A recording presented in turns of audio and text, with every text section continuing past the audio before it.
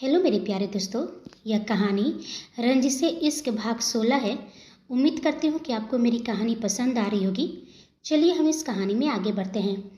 Club के सामने एक कार आकर रुकी। अदिति और नैरा दोनों बाहर निकले। नैरा हैरानी से चारों ओर देखते हुए पूछी, ये कोई वक्त है क्लब आने की? सुबह सुबह कौन आता है और तुम मुझे यहाँ लेकर क्यों आई है?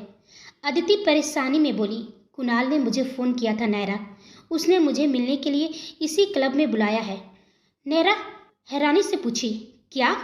लेकिन तूने ये बात मुझे पहले क्यों नहीं बताई? अदिति बोली, क्योंकि मुझे मौका ही नहीं मिला।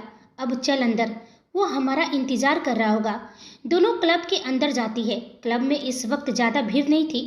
हल्की हल्की म्यूजिक बज रही थी।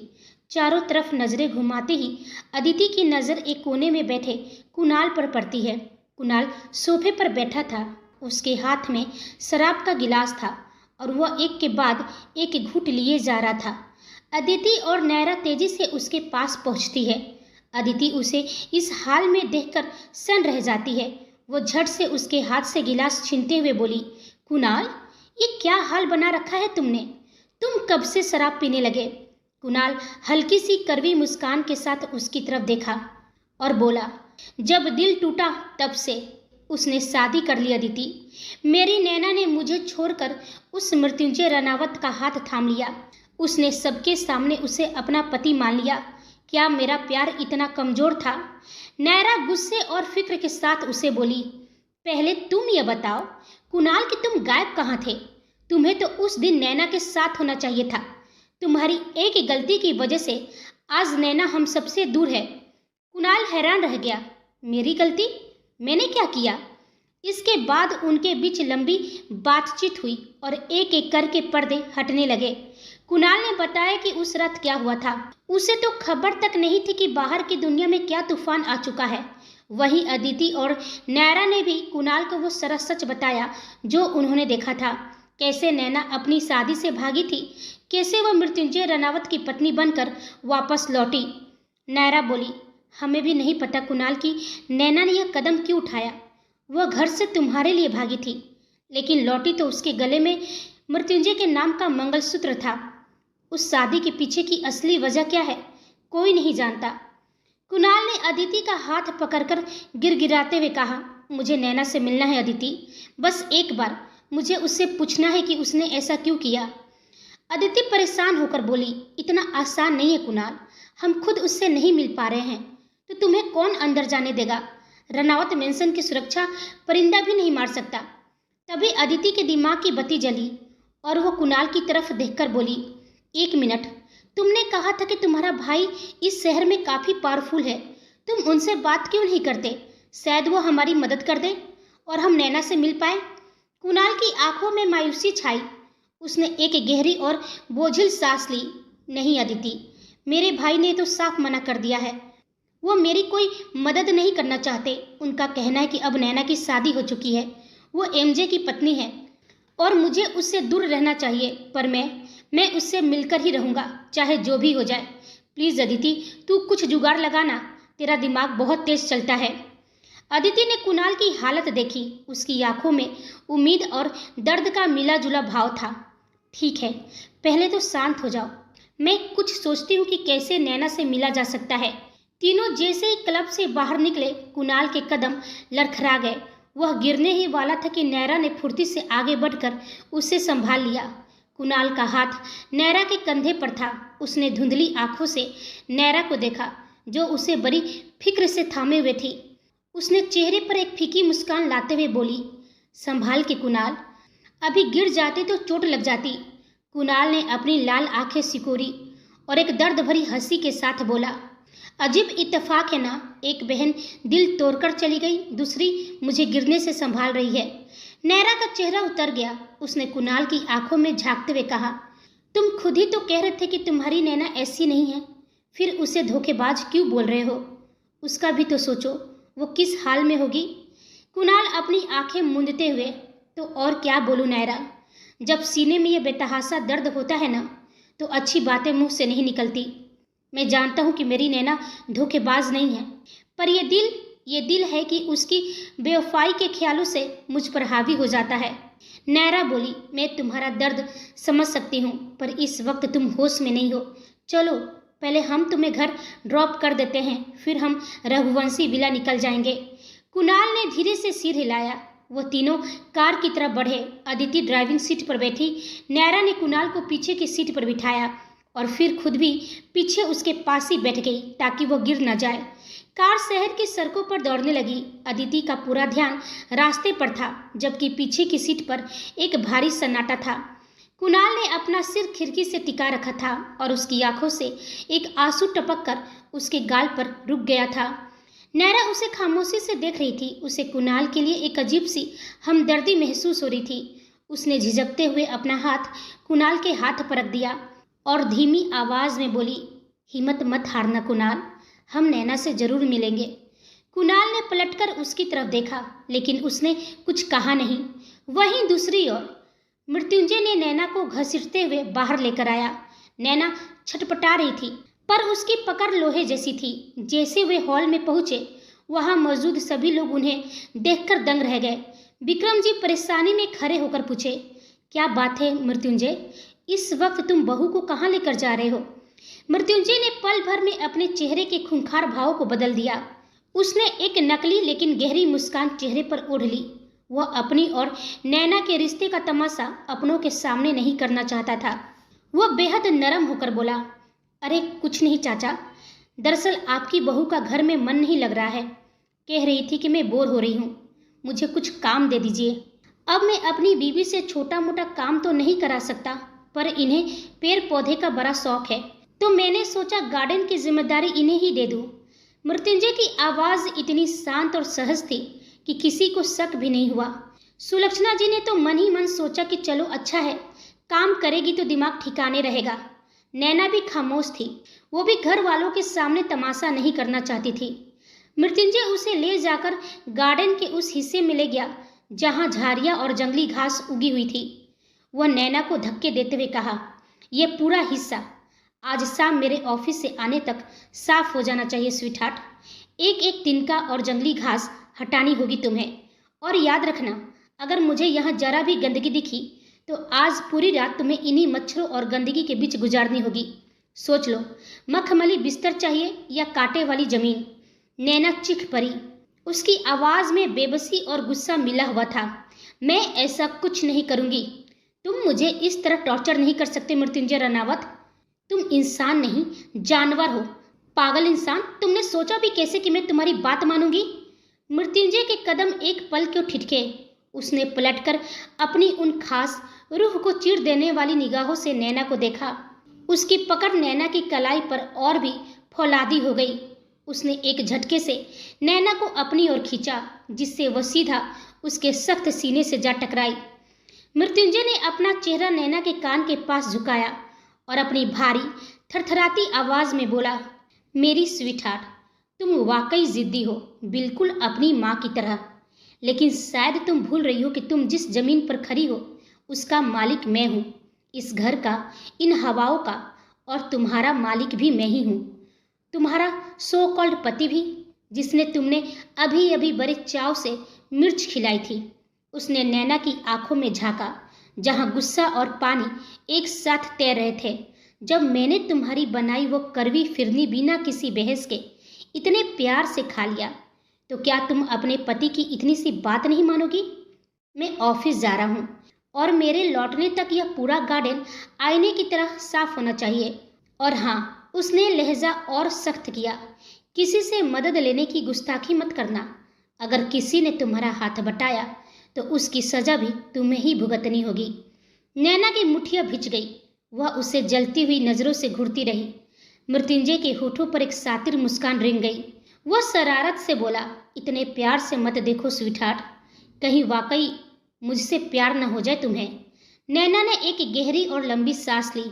अपनी नफरत को शब्दों में पिरोते हुए बोली, मिस्टर रनावत, अगर इस दुनिया में तुम आखिरी इंसान भी बचे होगे ना, तब भी नैना रघुवंशी को तुमसे कभी प्यार नहीं होगा, क्योंकि मेरे दिल की धड़कन और मेरा प्यार सिर्फ और सिर्फ कुणाल है। यह नाम सुनते ही मृत्युंजय का जबड़ा भिज गया। हाथ की नसें उभर आई, पर उसने खुद को संभाला और एक कदम और करीब आकर उसकी आंखों की गहराई को नापा। प्यार, रियली स्वीटहार्ट? सिर्फ लबों से कह रही हो या कभी दिल से महसूस भी किया है? तुम तो उसे अपना फ्यूचर हस्बैंड कहती थी, है ना? तुम किसी से क्या खाक प्यार करोगी? याद रखना, जिस दिन तुम्हें वाकई प्यार होगा, तुम्हारी अपनी धड़कनें तुम्हारे खिलाफ गवाही देगी। इतना कहकर वह तेज कदमों से अपनी कार की ओर बढ़ गया। नैना गुस्से से पैर पटकती रह गई। वह मन ही मन पता नहीं किस जन्म की दुश्मनी निकाल रहा है मुझसे, और मेरी माँ के बारे में तो ऐसे दावे से बात करता है जैसे कितना जानता है उन्हें। और ये प्यार पर लेक्चर, इसे क्या पता प्यार क्या होता है। जिसने सिर्फ नफरत और सौदेबाजी सीखी हो, वो मुझे बताएगा कि मेरी धड़कनें कब मेरे खिलाफ खड़ी होंगी। वह मुंह बनाते हुए चारों तरफ देखी। सच में पूरा मेंशन और उसका गार्डन तो किसी स्वर्ग की तरह चमकता है। बस यही एक कोना बचा था। क्या इसने इस एरिया को संभाल कर रखा था कि जब नैना रघुवंशी को अपनी पत्नी बनाएगा तब वो यहाँ आकर घास छीलेगी?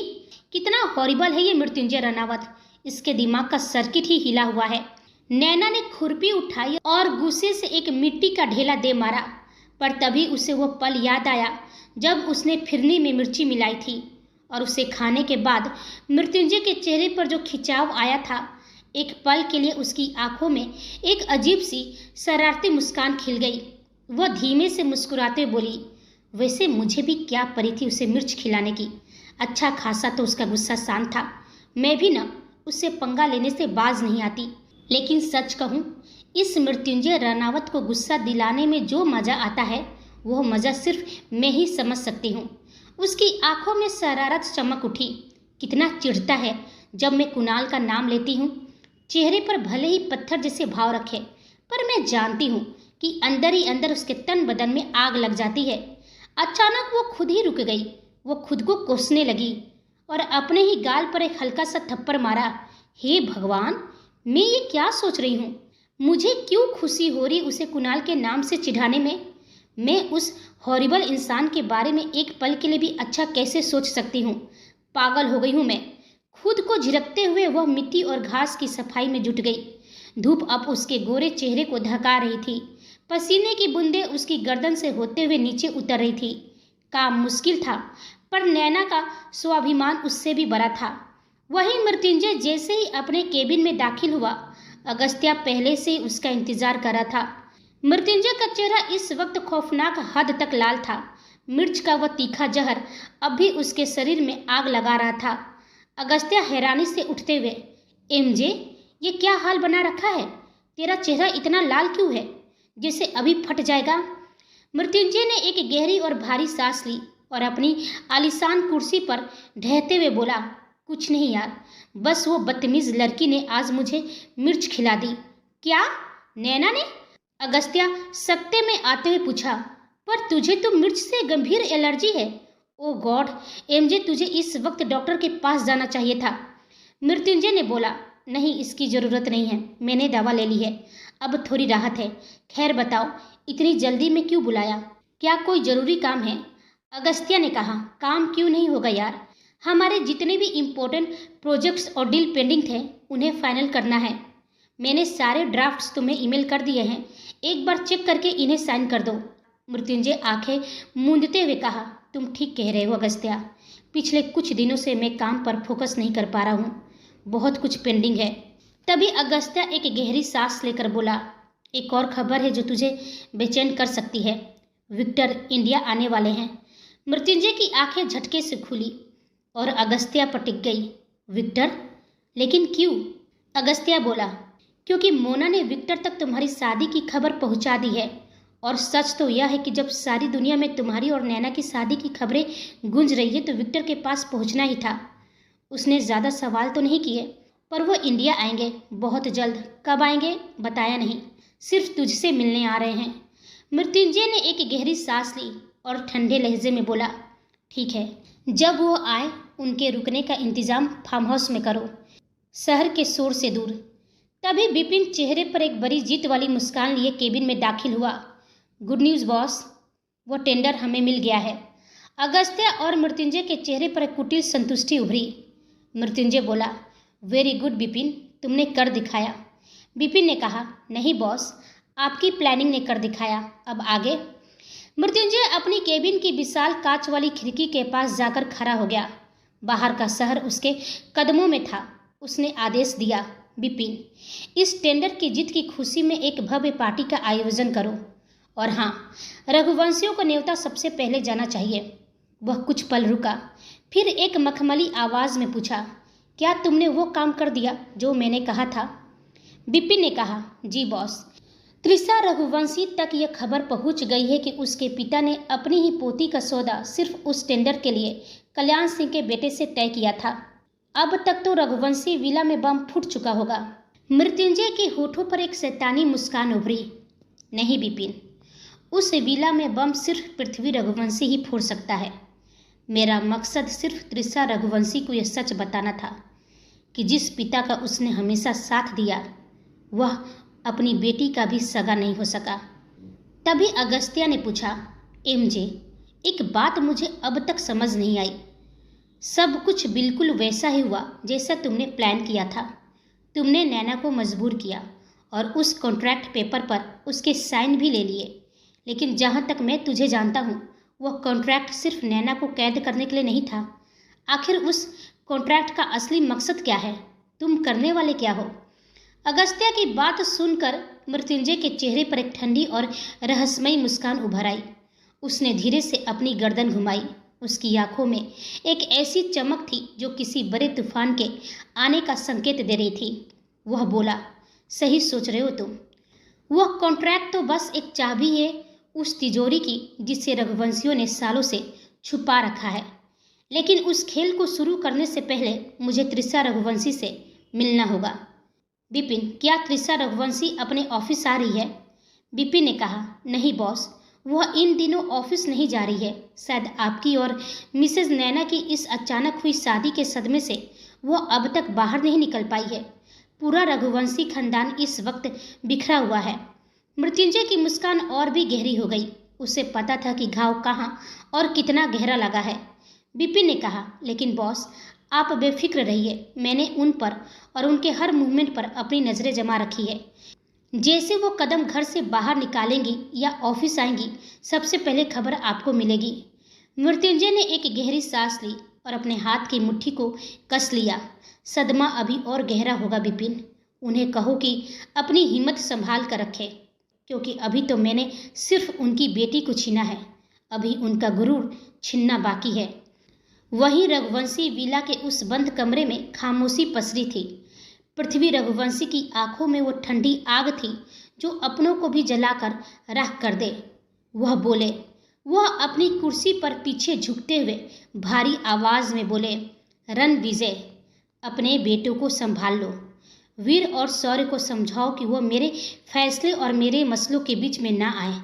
उन्हें लगता है कि वह अपनी बहन को उस मेंशन से निकाल लेंगे और सब ठीक हो जाएगा, तो यह उनकी गलत फहमी है। मेरी हड्डियां जरूर बूढ़ी हुई है, पर मेरे इरादे आज भी फौलादी है। मेरी मान प्रतिष्ठा मेरे लिए सबसे ऊपर है। मैं नहीं चाहता कि अपनी साख बचाने के लिए मुझे अपने ही पोतों के खिलाफ कुछ ऐसा करना पड़े जिससे तुम्हें तकलीफ हो। रणविजय जी कुछ कहने ही वाले थे कि कमरे का दरवाजा एक झटके से खुला। त्रिशा वहां खड़ी थी। वह गुस्से से तमतमा रही थी। कब तक आप हम सबको झूठ के अंधेरे में रखेंगे डैड? पृथ्वी जी और रणविजय जी ने चौंक कर उसकी तरफ देखा। पृथ्वी जी की भौवें तन गई। क्या मतलब है तुम्हारा? क्या कहना चाहती हो? त्रिशा चिखते हुए, आप नैना की शादी उस कल्याण सिंह के बेटे से क्यों कर रहे थे? मुझे सच पता चल गया है डैड। आपने अपने एक बिजनेस टेंडर के लिए मेरी बेटी को उस वरुण के साथ बांधना चाहा जो महाघटिया और निहायती बेशरम है। आपने एक बार भी नहीं सोचा कि हमें सच मालूम चलेगा तो हम सबको कैसा लगेगा। वह तो अच्छा हुआ कि वो शादी नहीं हुई, वरना आपने कोई कसर नहीं छोड़ी थी मेरी बेटी को बर्बाद करने में। पृथ्वी जी अपनी चेयर से झटके के साथ खड़े हुए। उनकी छड़ी फर्श पर जोर से टकराई। इसलिए तुमने उस दिन अपनी बेटी को घर से भगाया था, है न त्रिशा? त्रिशा बोली, नहीं, तब मुझे यह सच नहीं मालूम था। मैंने इसलिए भगाया क्योंकि मेरी बेटी वो शादी नहीं करना चाहती थी। त्रिशा की आवाज़ में एक टूटन और बेबसी आई। लेकिन मुझे अफसोस है इस बात का। मुझे नहीं मालूम था कि वो भागकर मृत्युंजय रनावत के पास चली जाएगी। मैंने उसे घर से निकाला ताकि वो अपनी आज़ादी चुन सके। मुझे क्या पता था कि वो आज़ादी नहीं, उम्र कैद चुन रही है। पूरे कमरे में सन्नाटा छा गया। रणविजय जी सन्न रह गए थे। उन्हें अंदाजा भी नहीं था कि नैना के भगाने के पीछे खुद उसकी माँ त्रिशा का हाथ था। लेकिन अगले ही पल त्रिशा की आवाज़ में जो करक थी, उसने पूरे कमरे को हिला दिया। लेकिन डैड, जो भी हुआ, मैं उसकी बात नहीं कर रही हूँ। मैं आपसे पूछ रही हूँ, वो जैसी भी है, जो भी है, मेरी बेटी है। आपने उस पर गोली चलाने की हिम्मत कैसे की? अगर उसे कुछ हो जाता तो मैं यह भूल जाती कि आप मेरे पिता हैं। त्रिशा की आंखों में जो अंगारे थे वह सीधे पृथ्वी जी की आंखों से टकरा रहे थे। पृथ्वी जी अपनी ही बेटी के इस रूप को देखकर एक पल के लिए निस्तब्ध रह गए थे। उन्हें उम्मीद नहीं थी कि त्रिशा नैना के लिए उनसे इस तरह बगावत करेगी। पृथ्वी जी के चेहरे पर एक ऐसी सर्द और डरावनी मुस्कान उभरी जिसे देखकर त्रिशा के रीढ़ की हड्डी में सिहरन दौड़ गई। उन्होंने अपनी छड़ी को जमीन पर पटकते हुए उसकी ओर एक कदम बढ़ाया और कड़क और भारी आवाज में कहा, सच और झूठ के बीच एक बहुत बारीक संतुलन होता है त्रिशा। झूठ उतना ही बोलना चाहिए जिससे सामने वाला हजम कर सके, और सच उतना ही छुपाना चाहिए कि जब वो खुले तो सामने वाला हार्ट अटैक से मर न जाए। यह जो तुम बार बार रट लगा रही हो ना, नैना मेरी बेटी है तो मेरी बात कान खोलकर सुन लो। कहने भर से सच नहीं बदल जाता। त्रिशा की आंखों में आंसू थे, पर पृथ्वी जी के दिल में सिर्फ पत्थर था। उन्होंने त्रिशा की आंखों में आंखें डालकर चेतावनी दी, जिस लड़की ने मेरे खानदान की मान प्रतिष्ठा को कौड़ियों के भाव सड़क पर नीलाम कर दिया, उसे यह पृथ्वी रघुवंशी कभी माफ नहीं करेगा। वह अब न इस घर की पोती है और न तुम्हारी बेटी। वह सिर्फ एक कलंक है जिसे मैंने अपने हाथों से मिटाने की कोशिश की थी। उन्होंने अपनी छड़ी के मुठ को अपनी मुट्ठी में इतनी जोर से भींचा कि उनके हाथ की नसें उभर आई। उनकी आवाज़ अब और भी धीमी और जानलेवा हो गई थी। यह बात तुम जितनी जल्दी समझ लो उतना ही तुम्हारे लिए अच्छा होगा, वरना याद रखना, पृथ्वी रघुवंशी इतिहास दोहराने से पीछे नहीं हटेगा, और इस बार जो होगा वह पुराने इतिहास से कहीं ज़्यादा भयानक और दर्दनाक होगा। मैं अपनी साख के लिए अपनों का खून बहाने में एक पल भी देरी नहीं करूँगा। त्रिशा बेबसी और खौफ से पीछे हट गई। वह और रणविजय जी जानते थे कि उनके पिता जिस इतिहास को दोहराने की बात कर रहे हैं वो कितना खौफनाक था। उसने एक आखिरी बार अपने भाई रणविजय की ओर देखा और लड़खड़ाते कदमों से वहां से चली गई। वहीं रणविजय जी जब अपने कमरे में लौटे तो मीरा जी बेचैनी से उनका इंतजार कर रही थी। वह बोली, हमें नैना को सब सच बता देना चाहिए। उसे सच जानने का पूरा हक है। हम उसे अंधेरे में रखकर उसकी जिंदगी तबाह नहीं कर सकते।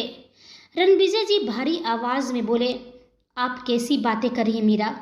अगर नैना को सच पता चल गया तो वह हम रघुवंशियों से नफरत करने लगेगी। वो हमसे इतनी दूर चली जाएगी कि हम उसे कभी देख भी नहीं पाएंगे। हम उसे सच नहीं बता सकते। मीरा जी आंखों में आंसू लिए बोली, और अगर नहीं बताया तो क्या उसकी जिंदगी अब तबाह नहीं हो रही है? आप मृत्युंजय को नहीं जानते क्या?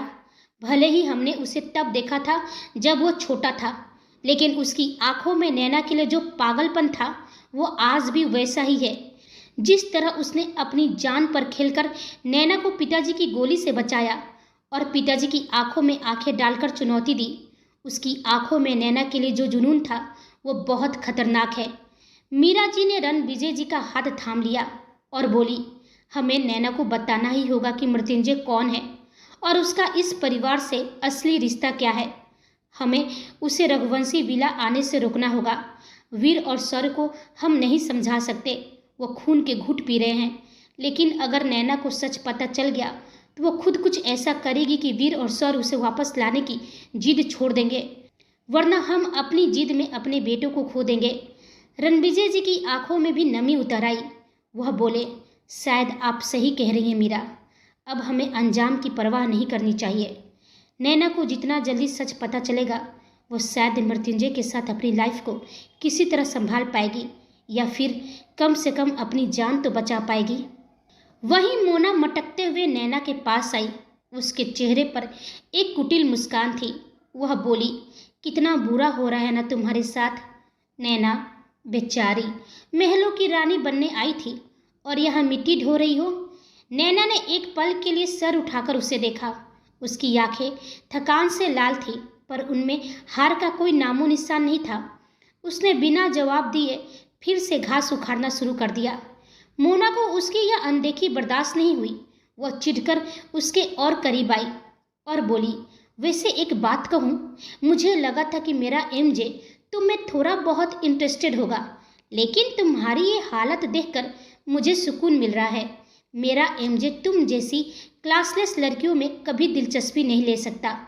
आखिर उसके पास मुझ जैसी हॉट, सेक्सी और इंटेलिजेंट मोना जो है, मैं उसका प्यार हूँ नैना, और बहुत जल्द वह तुम्हें धक्के मारकर निकालेगा और मुझसे शादी कर लेगा। नैना फिर भी खामोश रही, बस मिट्टी हटाती रही, पत्ते समेटती रही। यह देख मोना और भी भड़क गई। वह उसके पास जाकर पंजों के बल बैठ गई। क्या हालत बना ली है अपनी। घर में सबको लगता है कि तुम्हें गार्डनिंग का शौक है, लेकिन तुम्हारी यह हालत देखकर मैं तो अच्छी तरह से समझ सकती हूँ कि तुम्हें शौक है या तुम्हें सजा मिली है। तिरछी मुस्कान के साथ वो फिर बोली, मेरा एमजे तुम पर कभी तरस खाने वाला नहीं है, तो चली क्यों नहीं जाती उसकी जिंदगी से। नैना के चेहरे पर एक व्यंग्यात्मक मुस्कान आई। वह रुकी और जबरदस्ती मुस्कुराते हुए अपने पंजे के बल बैठी मोना की आंखों में आंखें डालकर बोली, ये जो अपनी प्रेम कथा तुम मुझे सुना रही हो ना मोना डार्लिंग, जरा प्यार से एक बार अपने उस डार्लिंग एमजे को भी सुना दो। सच में मुझे बहुत खुशी होगी। मैं खुद उसकी कैद से निकलना चाहती हूँ, पर वो है कि मुझे जाने ही नहीं देता। और प्लीज़ ये अपना एमजे चालीसा कहीं और जाकर पढ़ो। मेरे पास बहुत काम है। तुम्हारी तरह मुफ्त की रोटियां तोड़ने की फुर्सत नहीं है मुझे। मुफ्त की रोटियां सुनते ही मोना का चेहरा गुस्से से तमतमा उठा। वो झटके से खड़ी हुई और चिखते हुए बोली, खबरदार जो मुझसे इस बदतमीजी से बात की। तुम जानती भी हो कि मैं कौन हूँ और मेरा एमजे कौन है। लेकिन नैना के चेहरे पर रत्ती भर सिकन नहीं आई। मोना दांत पीसते हुए बोली, जिस दिन तुम्हें उसका सच पता चलेगा ना, तुम्हारी रूह कांप जाएगी। तुम यही डिजर्व करती हो नैना, इसी मिट्टी में सड़ना। नैना ने उसकी बात को हवा में उड़ा दिया और वापस अपने काम में जुट गई। मोना पैर पटकती हुई वहां से चली गई। शाम ढलते ढलते नैना ने गार्डन का आखिरी कोना भी चमका दिया था। वह बुरी तरह थक चुकी थी, पसीने से तरबतर थी, लेकिन उसके चेहरे पर एक विजयी मुस्कान थी। पूरा गार्डन अब आईने की तरह साफ दिख रहा था। नैना गर्व से बोली, हो गया तो देख लो मृत्युंजय रनावत, तुम चाहे कितनी भी कोशिश कर लो, नैना रघुवंशी को तोड़ना तुम्हारे बस की बात नहीं है। तुम मुझे चैलेंज करते रहो और मैं तुम्हारे हर वार का जवाब पलटकर देती रहूंगी। सुबह मिर्च खिलाई थी तो तुम्हें इतनी मिर्ची लगी, अब देखो मैं तुम्हारे साथ क्या करती हूँ। ये मत समझना कि सज़ा मैं अकेले भुगतूंगी। जितना तुम मुझे तड़पाओगे उतनी ही सज़ा मैं तुम्हें भी दूंगी। तभी रनावत मेंशन के बाहर एक ऑटो के रुकने की आवाज़ आई। ऑटो से अदिति उतरी, जिसने खुद को पहचानने से बचाने के लिए एक काम वाली बाई का अवतार ले रखा था। फटी पुरानी साड़ी, सिर पर पल्लू और साधारण सहूलिया। वह पल्लू लहराते हुए मेंशन के गेट तक पहुंची थी कि गार्ड ने उसे रोक लिया और पूछा, ए बीजी, कहाँ अंदर जा रही हो, किससे मिलना है। अदिति ने तुरंत अपनी आवाज़ बदली और कतई मासूमियत के साथ बोली, अरे भैया, हम काम खोज रहे हैं। कोनो बोला था कि ये बड़े साहब के यहाँ किचन में हाथ बटाने वाली चाहिए, बस वही आस लेकर आए हैं। गार्ड खिलखिलाकर हंसा, अरे ओ माई, यहाँ दर्जनों रसोइया और नौकर चाकर भरे पड़े हैं, तेरी क्या ज़रूरत है। किसी ने तुझे गलत पता दे दिया है, जा रास्ता नाप। अदिति ने मन ही मन दांत पीसे, अरे इस दरबान की तो देखो, खुद यहाँ दूसरे की गुलामी कर रहा है और मेरा रास्ता रोक रहा है। अरे भाई, मैं अदिति हूँ, कोई ऐरी गैरी नहीं, पर इस हुलिये में तो मैं इसे एक काम वाली ही दिख रही हूँ। उसने और भी चेहरा बिगाड़ा और रोनी सूरत बनाकर बोली, ए भैया, ऐसा ना बोलो, 2 दिन से चूल्हा नहीं जला घर में, छोटा सा बच्चा है, दूध की बूंद को तरस गया है। सब जगह बस धक्के मिलते हैं। सोचा था इतने बड़े महल जैसे घर में थोड़ी दया मिल जाएगी। बात तो करो भैया, हम खाना और सफाई दोनों चकाचक करते हैं। गार्ड को थोड़ी दया आई और बोला, देख, फैसला तो मालकिन ही करेगी, तू यहीं रुक, मैं जरा मालकिन को बुलाकर लाता हूँ। अदिति तपाक से बोली, हाँ हाँ भैया, जल्दी करो, रात होने को आई है और हमको घर भी जाना है। अदिति ने मन ही मन लड्डू फोड़े, बस एक बार किचन में एंट्री मिल जाए, फिर तो मैं नैना को ढूंढ लूंगी। बेचारी को पता भी नहीं होगा कि उसकी सहेली यहाँ भेष बदल कर आ गई है। गार्ड अंदर से गौरी जी को बुलाकर लाया। उन्हें देखते ही अदिति ने अपनी आंखों में ढेर सारे आंसू भर लिए और चेहरे पर दुनिया भर की मासूमियत ओढ़कर हाथ जोड़े बोली, मालकिन, ओ मालकिन, हमें काम दे दो, बस आज भर के लिए काम दे दो, ताकि मैं अपने भूखे बच्चों का पेट भर सकूं। भगवान आपका भला करेगा मालकिन।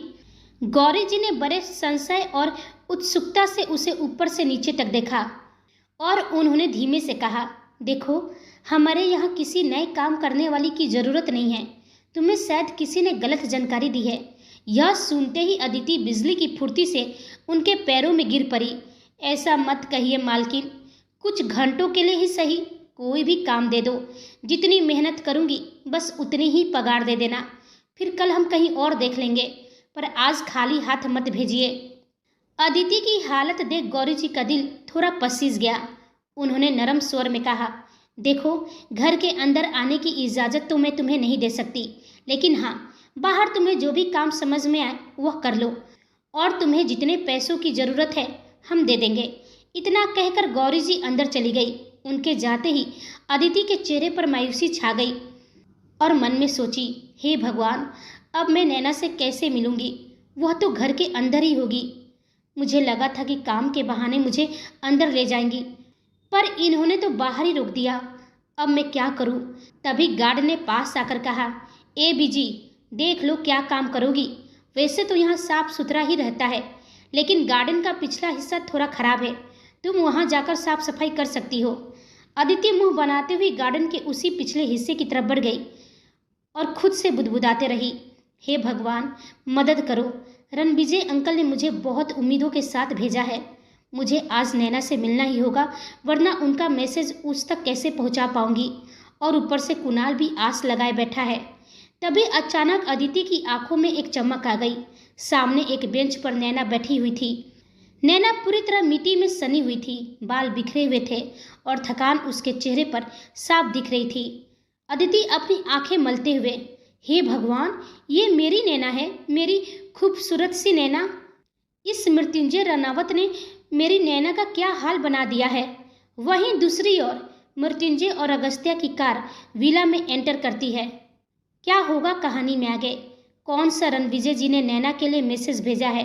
क्या अदिति नैना से मिल पाएगी या मृत्युंजय और अगस्त्या के हाथों पकड़ी जाएगी? यह हम सब जानेंगे अगले भाग में। तब तक आप हमारे चैनल के साथ बने रहिए। लाइक, शेयर, कमेंट और सब्सक्राइब करना बिल्कुल ना भूलें। आप सभी को मेरी कहानी सुनने के लिए धन्यवाद।